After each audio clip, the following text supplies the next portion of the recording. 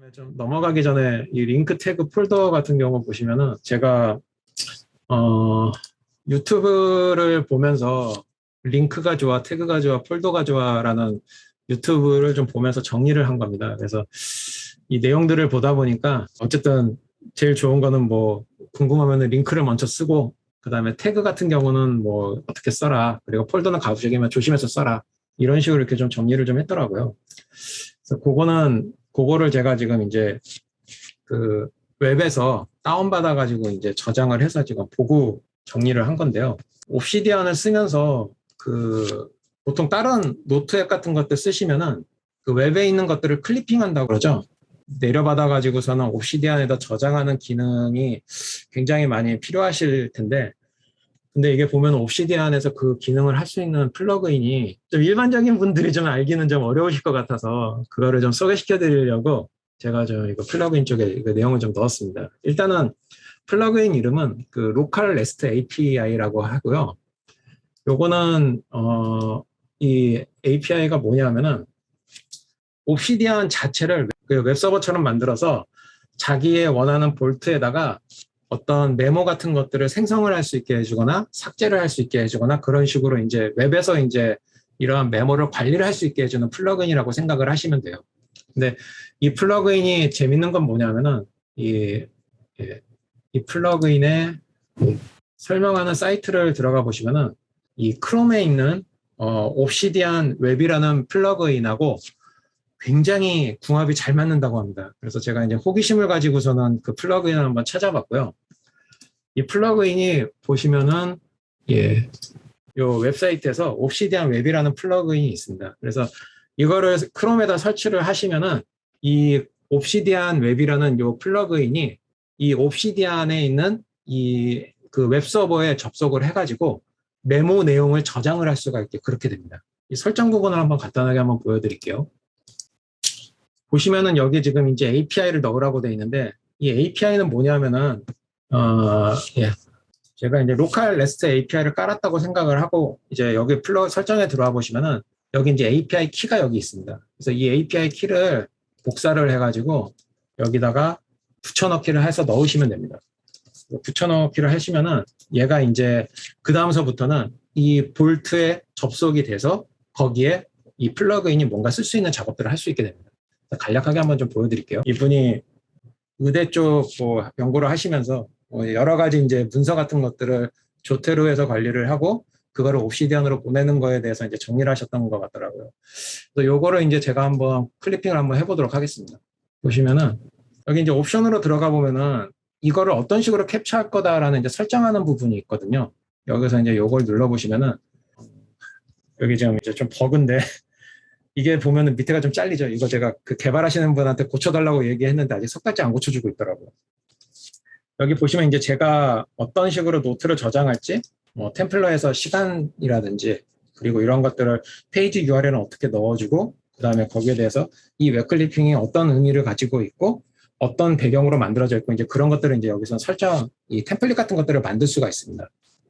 이 템플릿을 저장을 하게 되면은, 그 다음서부터는 이제 원하는 페이지에서 본인이 이 웹클리핑을 누르면은, 이런 식으로 내용이 들어가게 됩니다. 그래서 이 안에 있던 내용들은 이제 다 클리핑이 내용이 되는 거고요. 여기에 이제 뭐 본인이 생각하는 예를 들어서 이거는 이런 식으로 이렇게 저장을 하고 누르면요.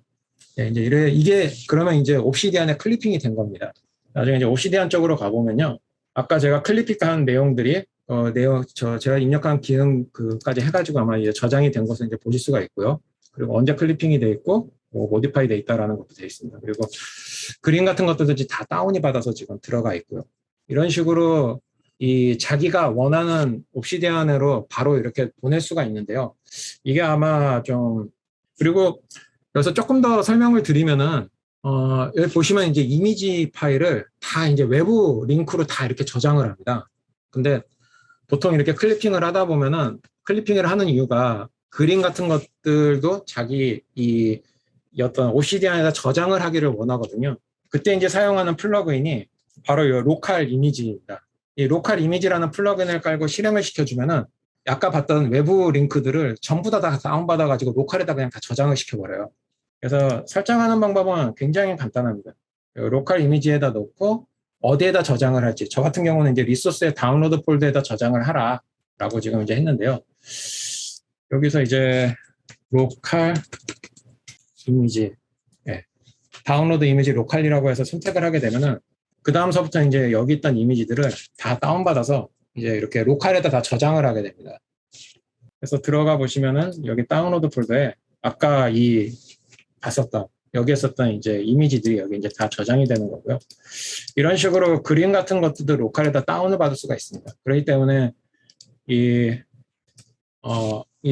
로컬 REST API랑 로컬 이미지를 사용을 하시면은 웹에 있던 콘텐츠들을 다 이제 자기 옵시디안에다 저장을 할 수가 있고요. 저렇게 그림이 저장이 되면 이제 아까 제가 얘기 드렸던 것처럼 엑스칼리드로에서 저 그림을 가져다 쓸 수가 있거든요.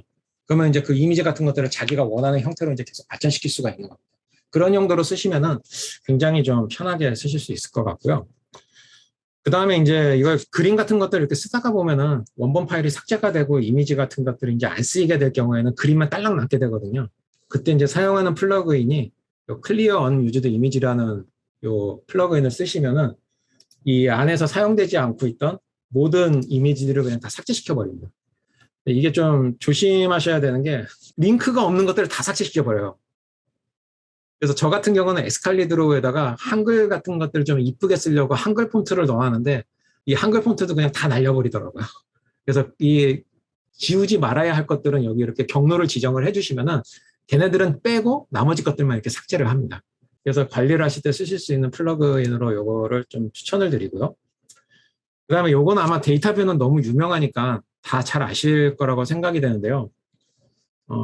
저 같은 경우는 이제 클리핑을 하고 나면은 여기에다 이제 이런 식으로 이제 데이터뷰를 하나 만들어 놓고 이 데이터뷰에 클리핑돼서 들어와 있는 것들에 대해서 이제 리스트를 좀 찾도록 합니다. 그래서 제가 여기다 타입은 이제 웹클립이라고 다 그냥 무조건 강제로 지금 박아놓고 있거든요. 그러면 이제 웹클립이라고 되어 있는 것들은 여기서 이제 다 검색이 돼서 나오도록 그렇게 되어 있습니다. 그래서 어떤 좀 한 세트라고 생각되기 때문에 이 플러그인 하나 소개시켜 드리는 것보다는 이런 식으로 묶어서 쓸 수 있다라는 걸 보여드리기 위해서 한번 이렇게 엮어봤고요. 네. 다른 컴퓨터에서 웹 클리핑을 하면 이쪽 컴퓨터에 옵시디언에 그 업로드가 되냐 그걸 여쭤보고. 네. 그건 안 됩니다. 아. 이 API로 연결되어 있는 로컬만 되고요. 만약 다른 컴퓨터에서 하신다 그러면은 그 컴퓨터에 옵시디안이 아마 설치가 돼 있어야지 될 거예요. 알겠습니다. 그리고 이 로컬 API, REST API의 좀 단점 중에 하나가 뭐였냐면은 제가 나중에 끝날 때 좀 얘기하겠지만 저는 볼트를 좀 나눠서 이렇게 쓰는 걸 생각을 하고 있었거든요. 예를 들어서 다이어리 쓰는 볼트 하나, 그 다음에 어떤 리터러처 분석 메모를 모으는 볼트 하나 이런 식으로 구분을 해서 쓰는 거를 좀 생각을 하고 있었는데 볼트가 틀려질 경우에는 아까 보신 것처럼 저 설정 파일에서 어느 볼트에다 넣는다라고 그 API를 설정을 해줘야지 되더라고요. 그게 좀 불편했었습니다. 제가 이제 처음 제텔카스텐을 접한 거는 이제 태연님이 올려주신 글을 보고 이제 저 사실 처음 접했고요.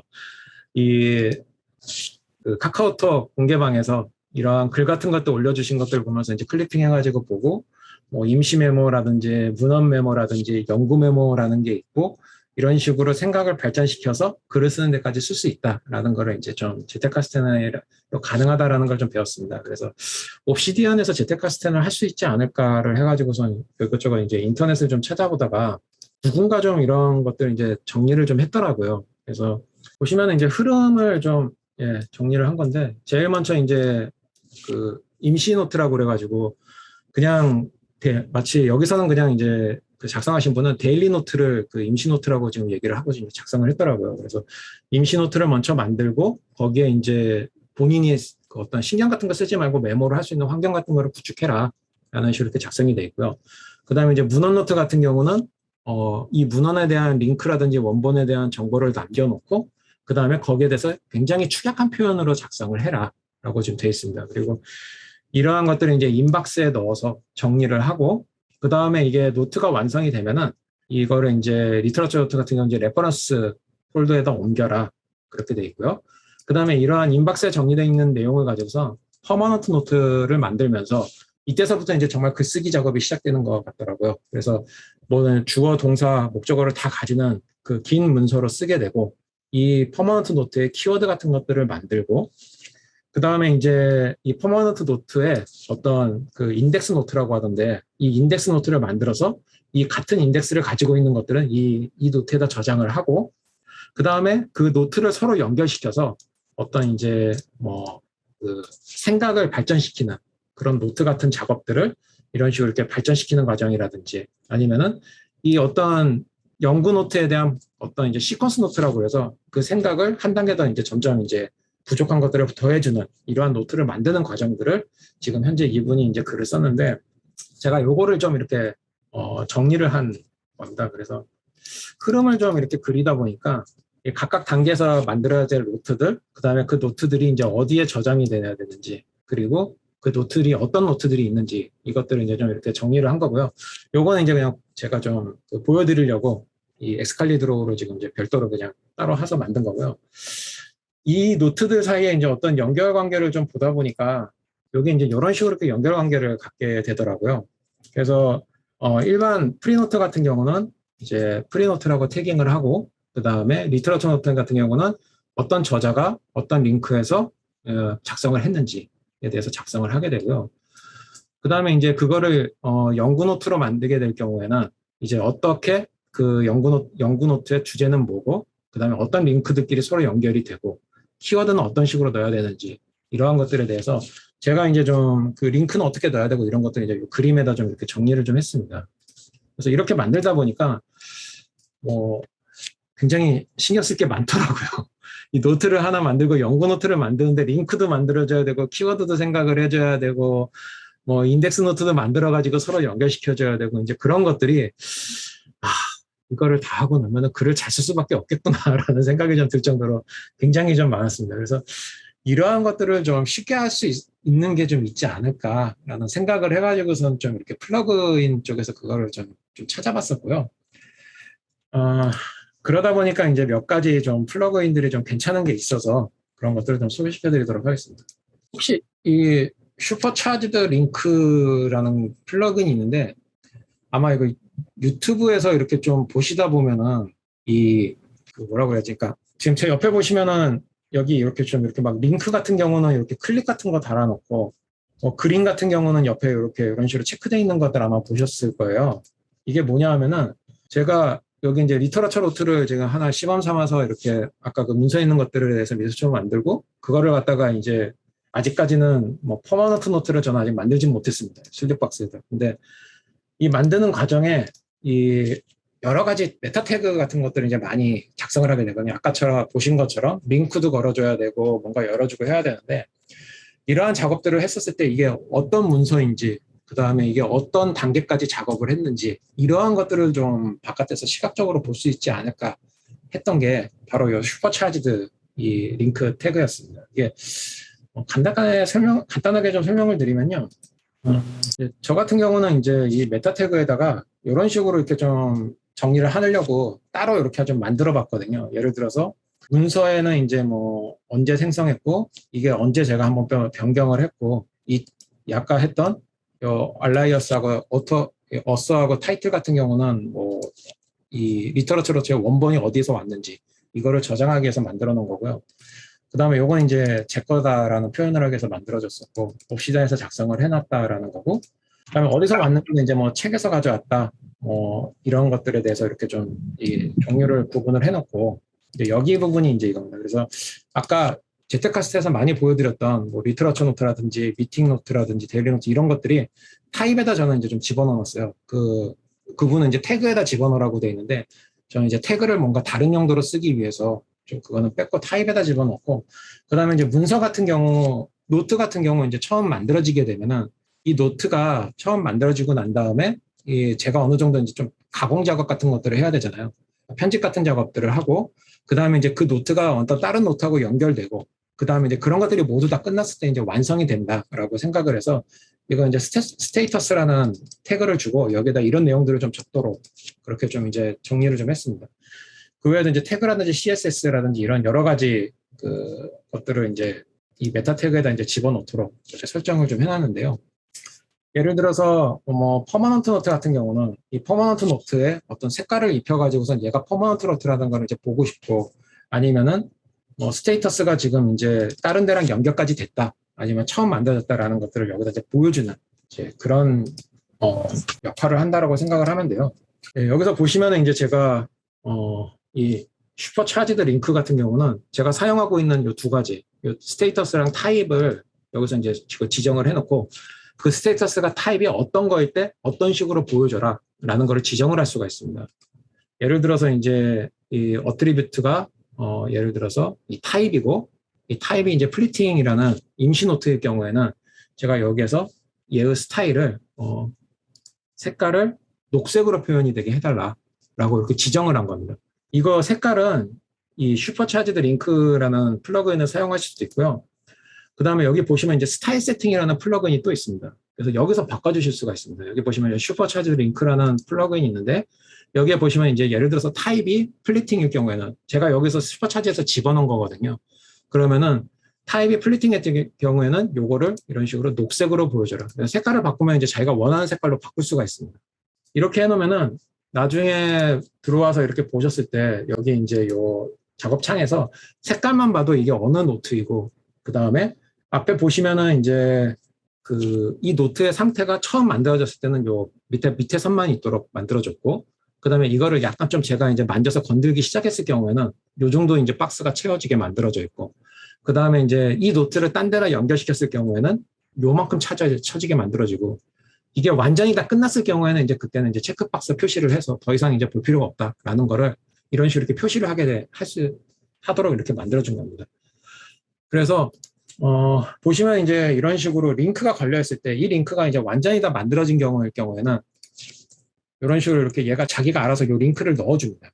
체크박스가 돼 있다 그러면은 저는 이제 이게 이 노트의 상태가 컴플리트 상태이고 그 다음에 좀 뭔가 부족한 노트들은 여기 앞부분을 보시면 얘네들은 조금 더 이제 손을 좀 봐야 되는 노트들이구나 라는 걸 이렇게 바로 알 수가 있는 거죠. 그리고 색깔을 봐서 이 노트는 이제 퍼머넌트 노트, 그러니까 제가 이제 어떤 링크에서 이 문서를 이제 내가 글을 쓰기 시작했구나 라는 거를 이제 알 수가 있고요. 제가 왜 이 플러그인을 왜 하냐면은 저 같은 경우는 이런 작업을 하다가 생업에 다시 돌아가게 되면은 이 일을 거의 못해요. 그러고 몇 달 있다 다시 돌아와야 되는데 그러면 완전히 다 머릿속이 리셋이 돼버리거든요. 그러면 이런 플러그인으로 내가 어디까지 했다라는 걸 볼 수가 있어야지 됩니다. 그래서 이렇게 표시를 해주는 플러그인이 있다는 게 굉장히 고맙더라고요. 그래서 이렇게 본인이 하시는 것들이 하는 거에다가 슈퍼차지드 링크 같은 것들을 쓰면은 이렇게 상태 같은 것들을 이렇게 보실 수가 있습니다. 그래서 여기에 조금 더 하나 더 추가로 팁을 드리면은 이 슈퍼차지드 링크와 스타일 세팅 플러그인을 이제 쓰시다 보면은 불편한 게 뭐냐 하면은 바로 이제 직접 쳐야 되거든요. 베리우스 컴플리트 플러그인을 하나 더 추가로 설명을 좀 드리면요. 요거는 뭐냐 하면은 다른 문서를 보고 거기에서 그 비슷한 단어가 있으면은 제안을 해주는 플러그인입니다. 그러니까 제가 저거를 왜 쓰냐면은 왜 제안을 드리냐면은 프론트 매트에서 이제 글을 쓰다 보면 아까 제가 이렇게 퍼머넌트라고 했는데 이거를 실수로 대문자로 P라고 본인이 쓸 수도 있거든요. 그러면은 아까 그 슈퍼차지드 이런 것들이 이거를 다른 거라고 인식을 하고 아예 표시가 안 될 수도 있습니다. 그래서 얘네들이 이거를 갖다가 이제 자동 완성으로 지금 뭔가 문제가 있는 것 같은데요. 거의 자동 완성으로 돼가지고 저희 상태라든지 그런 것들을 밑에 이제 박스로 보여주게 됩니다. 제가 요거는 이쪽에서 한번 보여드릴게요. 보시면은 이제 그림으로 지금 나오고 있는데 이 타자를 치면은 여기에 넣을 수 있는 것들을 계속해서 제한을 해줍니다. 근데 이제 저는 이게 좀 약간 정신이 없는 것 같아서 뭐 웬만한 것들은 그냥 다 끄고 쓰고 있는데 저 상단에 있었던 이제 그 메타 태그들 그것들 자동 완성 같은 경우는 굉장히 편하더라고요. 저거를 편하게 하기 위해서 굉장히 많은 플러그인들을 시도를 해봤는데 이 베리어스 컴플리먼트 이 플러그인 만한 게 없었습니다. 그래서 요거를 좀 추천을 드리고요. 그리고 요 세 개가 그래서 아마 한 세트로 사용이 되면은 아까 얘기한 대로 문서에 대해서 본인이 원하는 대로 색깔을 입히고 그 다음에 거기에 대해서 자기 문서의 상태 같은 것들을 보여주고 태그 같은 것들을 이용을 해가지고 뭐 표시도 할 수 있습니다. 저 같은 경우는 요 앞에만 했는데 뒤쪽에서도 표시가 되게 만들 수도 있어요.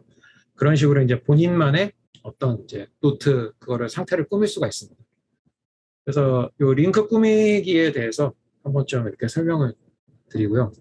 근데 그 강사님, 저는 볼 때 이 그 메타데이터 입력하는 데는 시간이 많이 걸리거나 그러시는 않으세요? 예, 많이 걸리는데요. 여기서 실제로 넣는 거는 사실 별로 없습니다. 이게 어디서 왔는지는 이 문서를 처음 만들 때 제가 입력하고 나면 그 다음부터 건드릴 일이 없거든요. 그러니까 아마 대부분 분들은 다 쓰실 거예요. 템플레이터라고 플러그인을. 저 같은 경우는 이제 이거를 전부 다 에스칼리드로서부터 해가지고 모든 걸 다 지금 이제 템플레이터로 만들어 놓고 거기에 대부분의 것들을 다 이미 넣어놓은 상태에서 쓰거든요. 그러니까 여기서 제가 했었을 때 넣는 거는 이 노트의 제목 같은 경우는 노트를 만들 때 만들어지니까 자동으로 들어가고요. 그 외에는 이제 태그, 스테이터스, 타입 요 정도만 지금 입력을 하게 됩니다. 사실은 거의 입력할 일은 없고요. 수시로 넣을 때 바꾸는 거는 이제 타입하고 요 스테이터스 이 정도밖에 없더라고요. 그래서 생각보다 이렇게 크게 품이 많이 가는 작업은 아니다라는 생각이 좀 들었고요. 그 다음에 아까 봤었던 것처럼 이제 제틀카스텐에 넣어야 되는 꼭 필요한 뭐 메타 태그들 그러한 것들은 좀 저거를 따라가야 된다면 입력을 해야 되니까 번거롭더라도 뭐 그 정도 기본은 이제 넣고 써야 되는데 하다 보니까 조금 욕심이 생겨서 이제 뭐 이런 정보도 있으면 좋겠다라고 가지고 집어넣은 거거든요. 이게 이제 왜냐하면은 제가 이제 나중에 이거를 이제 데이터 뷰로 제가 갖고 있는 노트들이 어떤 게 있는지 보고 싶은 거를 좀 만들고 싶은 욕심이 있어서 데이터 뷰 가지고서 좀 핸들링을 하고 있는데 제가 지금 다른 뷰에서 리터러처만 모으고 있다고 했잖아요.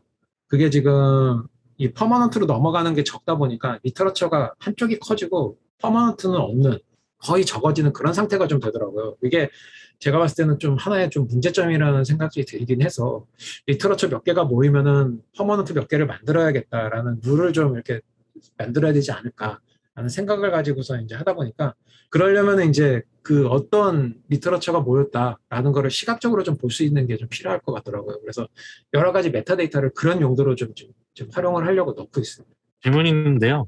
네. 그 에스칼리드로 템플릿 같은 경우에는 그러면 이 프론트 매터 작성을 위한 템플릿인가요? 예, 그런 것들도 몇 개 있고요. 그다음에 에스칼리드로를 아마 쓰시면서 나중에 느끼겠지만 이 몇 가지 부분은 좀 자동으로 됐으면 좋겠다라는 것들이 나중에 좀 생기실 거거든요. 그냥 이거를 그냥 기본 템플릿으로 만들어 놓고요. 그리고 저장을 해놓고 그 설정에서 에스칼리드로의 기본 템플릿을 요걸로 쓴다라고 그러면은 그 다음부터 그냥 계속 자동으로 그냥 가져옵니다. 그래서 저는 여기에다가 이제 에스칼리드로는 무조건 드로우라는 타입을 가지도록 그렇게 지정을 해놨고요. 만들어지는 순간서부터 이제 인버케이션이라고 해서 요거를 그냥 그 배가 상륙했다는 그런 의미로 이 메모가 상륙했다 의미로 그냥 집어넣고요. 그 다음에는 뭐 링크나 타이틀 이런 것들은 이 메모를 만들면 자동으로 들어가는 거니까요. 이러한 것들이 이제 잘 들어가게 만들어 놓은 겁니다. 거기에 이제 제가 기본적으로 사용하는 것들, 뭐 예를 들어서 색깔은 뭐고 이런 것들만 이제 설정해 놓은 거라고 생각을 하시면 됩니다. 열자마자 다크 모드로 열리기도 할 수 있나 보네요. 예, 뭐 여기 설정해서 그냥 바로 하실 수도 있고요. 이 엑스칼리드로 설정이 굉장히 많습니다. 점점 좀 다크 모드로 하는 것들도 여기서 지금 아마 설정하는 부분이 있어요. 그리고 아까 잠깐 엑스칼리드로 설명하다가 조금 지나왔는데 이 엑스칼리드로는 좋은 게 그 아이패드에서도 됩니다. 그 아이패드에서 펜슬로도 쓸 수가 있어요. 그래서 아마 메모를 펜으로 쓰시는 분이 옵시디안을 실행시키고 거기서 엑스칼리드로를 띄우면은 엑스칼리드로의 요 펜 모드가 있거든요. 그거를 이용을 해가지고 그냥 바로 여기서 그냥 글 쓰면서 이렇게 하실 수도 있습니다. 잠깐 딴 데로 벗어났는데 이런 설정 같은 것들이 다 지금 가능하게 됩니다. 다크 모드로 계속 뜨게 한다든지 뭔가 이런 것들도 되게 하고.